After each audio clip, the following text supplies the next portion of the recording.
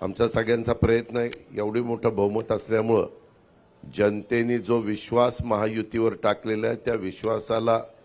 पात्र राहून कशा प्रकारे या महाराष्ट्राचा सर्वांगीण विकास करता येईल हाच प्रयत्न आम्ही सगळेजण करणार आहोत आणि त्याच्यामध्ये कुठली काही अडचण येईल असं आम्हाला तरी काही वाटत नाही। विरोधक जरी संख्येने कमी असले तरी महाराष्ट्राच्या दृष्टिकोनातनं महत्त्वाचे प्रश्न तिथं चर्चेला आले तर त्याच्याबद्दल व्यवस्थितपणे महाराष्ट्राच्या हिताच्या ज्या गोष्टी असतील तशा पद्धतीनं त्याची उत्तरं तिथं दिली जातील। प्रश्नोत्तराचा तास नसला तरी वेगवेगळी आयुधं वापरून विरोधकांना, विरोधी पक्षातल्या सन्माननीय सदस्यांना वेगवेगळे प्रश्न विचारता येतात हे आपल्याला देखील पत्रकार मित्रांना माहिती आहे आणि त्याच्यामुळं आम्ही कदापि